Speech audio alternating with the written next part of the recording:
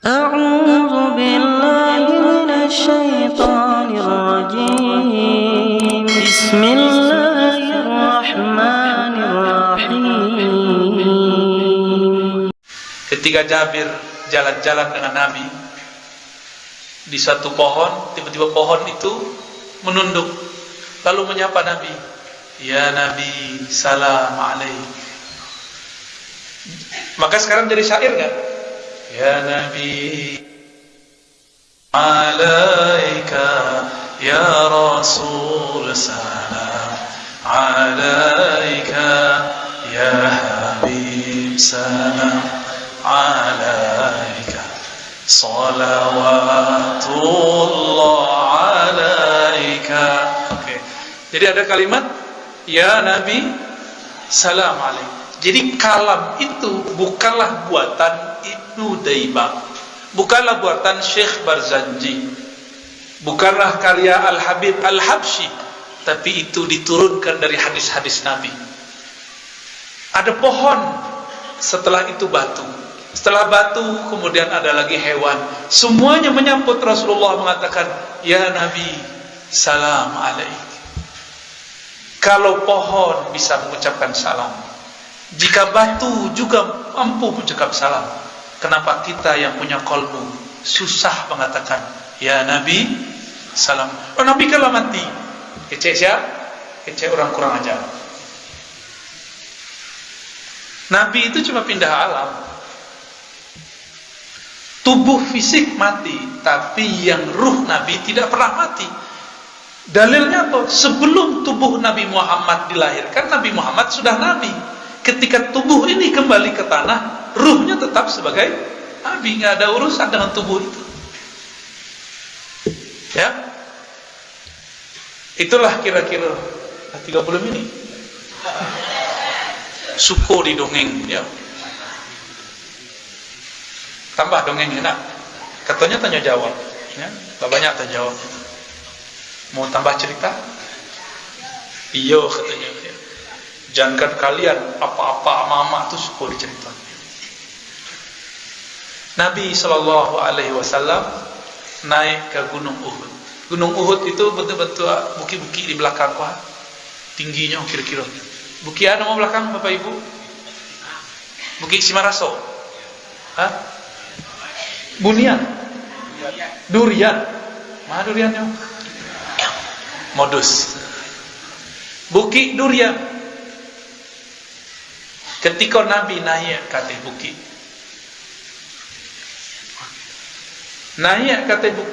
bergetar bukit itu. Kiranya bukit itu sadar, grogi. Awak kalau sobok aja orangan hebat, grogi nama. Ya. Beberapa hari yang lalu kami ceramah di Kapolda Jabar. Kapoldanya biasanya ngajarin anggotanya satu kata yang menjadi istilah bersama anggota Polri. Tapi dia di Mukobuya, Ar-Razi namanya, grogi aja, lupa aja. Baru tak ada sudah itu. Bisa grogi, itu baru sebuah Ar-Razi. Kalau sebuah nabinya Ar-Razi, bah kira-kira. La kalam wala salam. Tak tahu mengecil. Makanya Abu Bakar As-Siddiq itu tidak berani mandang wajah Nabi. Ketika Abu Bakar sudah memimpin kekhalifahan, Nabi sudah wafat, Abu Bakar ditanya mengenai kisah Nabi. Itu Abu Bakar cuma jawab pakai nangis. Jadi Abu Bakar setiap ingat Nabi nangis. Kalau kita ingat Nabi, lalu nangis-nangis lah, tak tahu cara mana. Ya.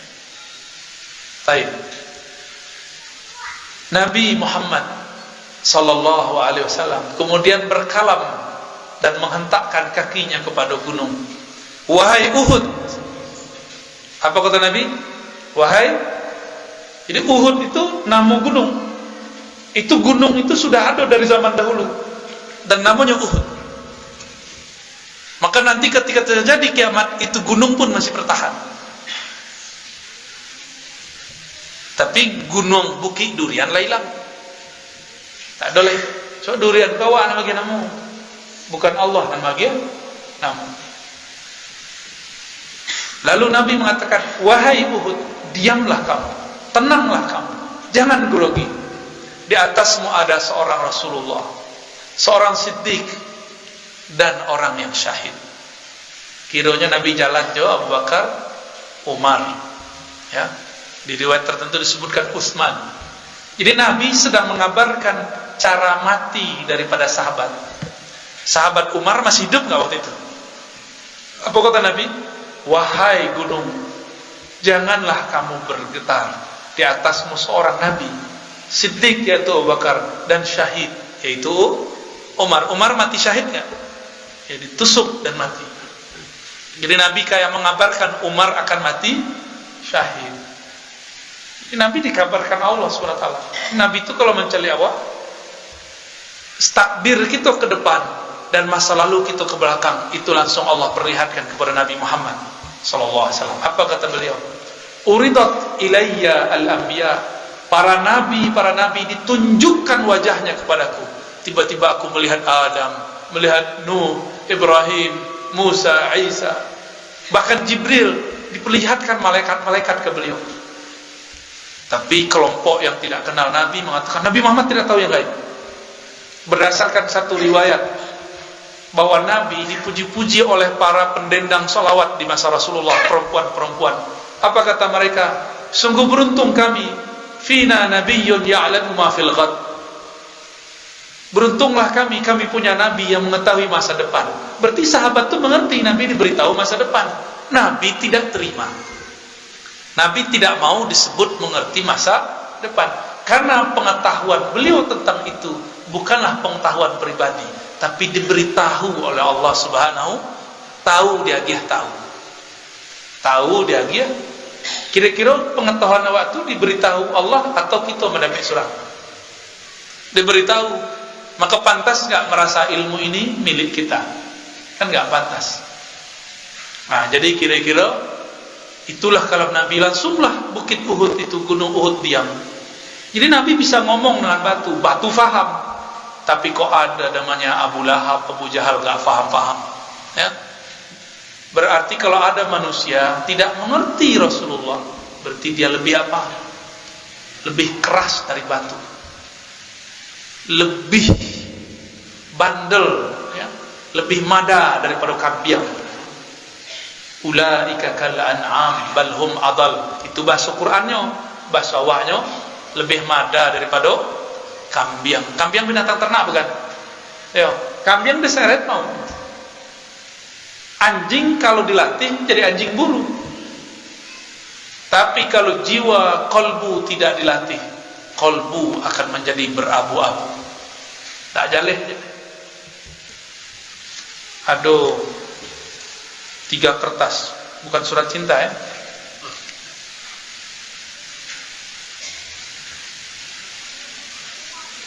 Nulis ayat yang benar dikit, no? Ayatnya salah baca tuh dia. Biar dibenerin dulu deh Buya Aldomi ya. Hakikat diri, pencerahannya Buya. Maksudnya apa tuh? Hakikat diri. Kalau kita kan dulu membagi diri, nasmana diri, nantabari diri. Panjang lo orang menengah itu. Ada cara mudah belajar tentang diri. Ya. Man arafa nafsahu faqad arafa rabb. Siapa yang kenal dirinya, kenal Allah. Diri yang mana yang dikenal, kata Imam Ghazali? Diri yang bernama Ar-Razi, Ar-Razi bin Nur Akmal, bukan itu yang diri yang itu akan dikubur ke tanah. Ya nak, lah ada kawan kita meninggal, masuk corona batang kok. Yo, masuk kubur dah. Namanya terakhir ditulis di batu nisan. Sampai di situ namanya. Tak masuk ke alam kubur. Tak berlaku. Kalau ambo kenalan jo Bang Haji, pertama ambo tanya namu atau kerajo. Kalau berkenalan dengan diri, pertanyaan pertama, siapa nama dirimu?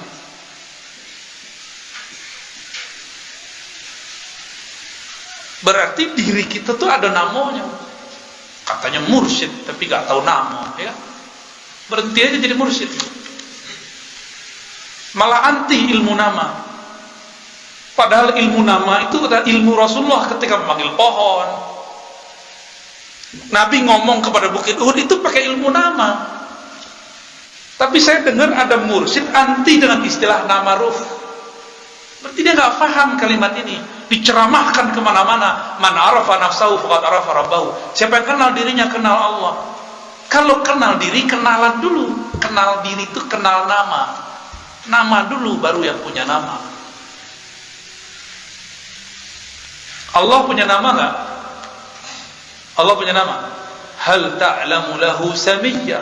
Walillahil asmaul husna. Bahkan namanya sangat banyak. Al asmaul husna.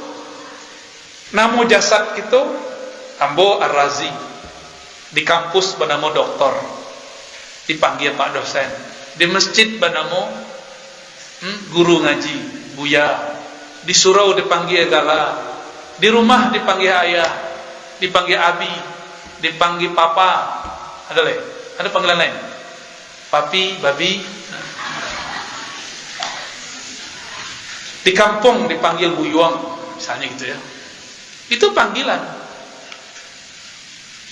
Kalau tubuh fisiko banamo, siapa gih namo tubuh fisik? Fisiko saya gih namo. Ayah, ya nak.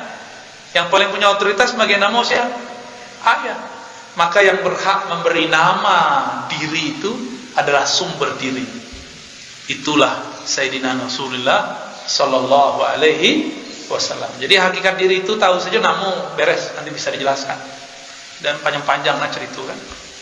Puta-puta lo jadi diri dan sebenar diri dan tapari, diri dan sebalia diri. Itu main-main. Ya. Istilah-istilah bawa puta-puta dan tidak tahu jo jalan pintas. Ya.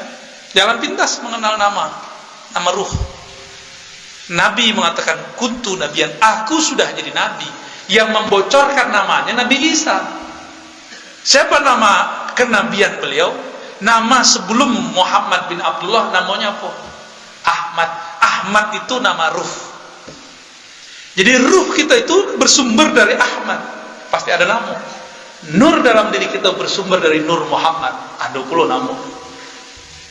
Tapi nama genamu itu bukan aku. Itu wali-wali yang tinggi.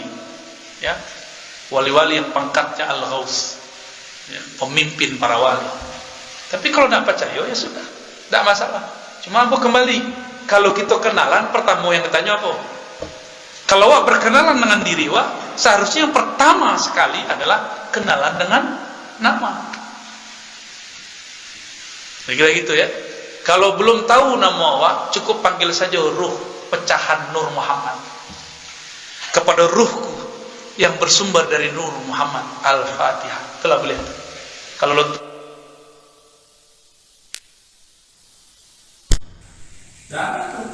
dihadokan gini, boleh tak? Boleh. Al-aslu fil muamalah lil ibadah. Pada dasarnya transaksi itu dalam bab muamalah bisnis boleh-boleh saja sampai ada dalil yang kita dapat temukan bahwa diharam. Itu ya. Nanti panjang tentu ya. Saya kan difitnah menghalalkan riba. Benar kan? Yang kawan-kawan pengamat sosial media paham. Karena kami mengatakan dulu saya mengharamkan bank, tapi sekarang saya mencabut pandangan bahwa bank itu riba. Jadi hemat kami, bank itu belum tentu riba. Riba pasti haram, bank belum tentu haram. Kenapa belum tentu riba? Lebih bisa wak sekolah ini kalau tidak pakai transfer dari bank. Lebih bisa bapak ibu beli makanan tidak pakai pitih. Pitih itu punya siapa? Bank. Kawan itu anti bank, tapi pitih dari bank dipakai dulu. Nanggung-nanggung. Islamnya nak kafah.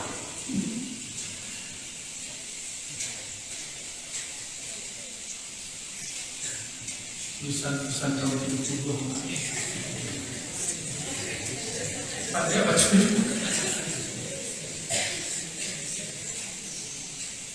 Apakah boleh berselawat sambil goyang?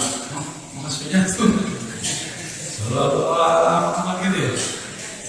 Jangankan sambil goyang, sambil cakap boleh. Sambil nyetir itu dia. Nanda mulia sambil ngekek. Mana yang dahulu masuk surga, umat atau nabi itu Ustaz? Mana itu?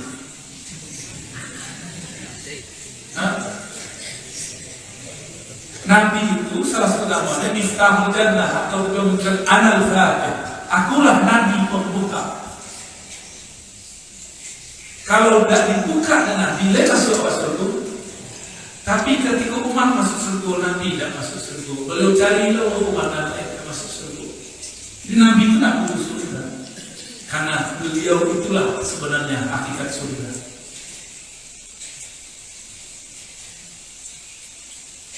Kalau masih membayangkan surga itu tidak dari makan-makan lama. Apa kata Nabi? Allah memberiku makan dan minum. Atau amani Rabbi, Allah memberiku makan. Allah yang memberiku minum. Jadi Nabi itu makan minum itu cuma memerankan sisi manusiawi. Beliau tidak makan sahur tidak bisa. Ashabul Kahf atau Kahfi 309 tahun lalu makan dan minum. Ya, lain itu. Mana yang lebih hebat? Ashabul Kahfi itu Nabi Muhammad.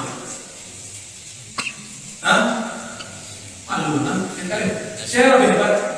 Siapa yang lebih mulia?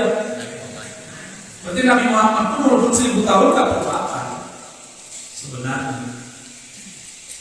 Jadi beliau itu kalaupun naruh batu di perut itu cuma menunjukkan empati ke sahabat. Aku juga belum makan, wahai sahabat. Beliau tak butuh. Ketika beliau minum air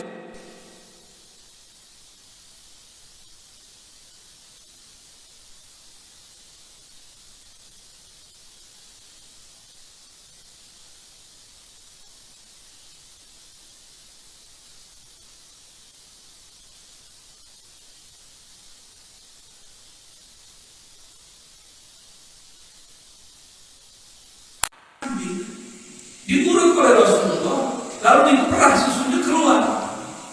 Sebenarnya rahasia keluarnya dari jari-jari Rasul, keberkahan dari jari-jari Rasul.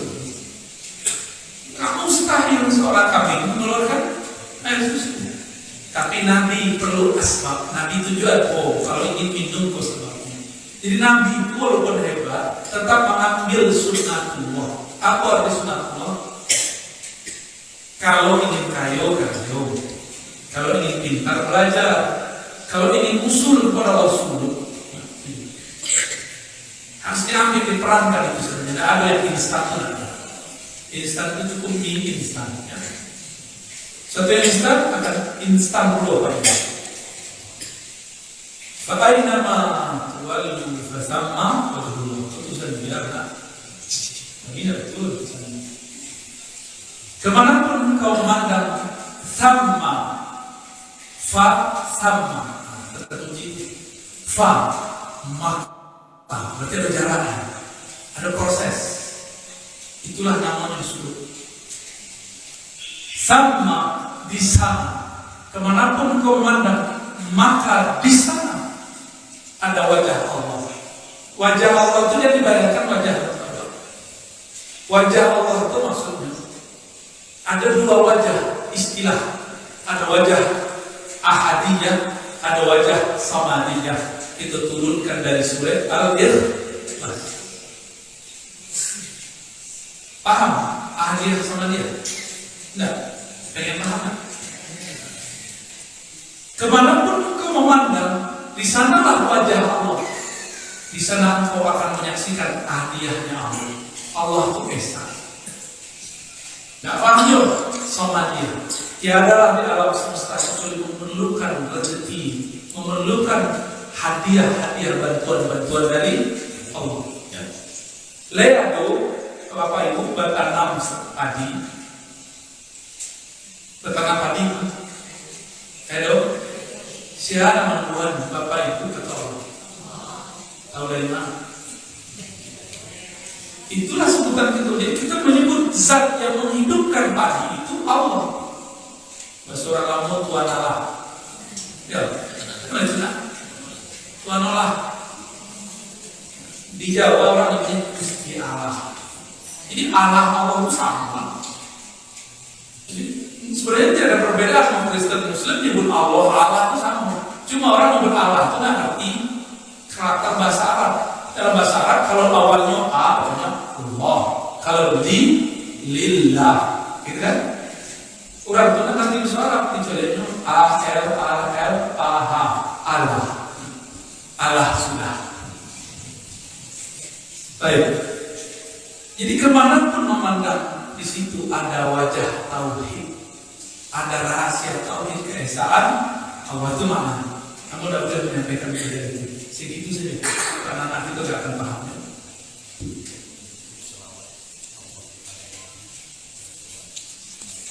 Oh, bagus.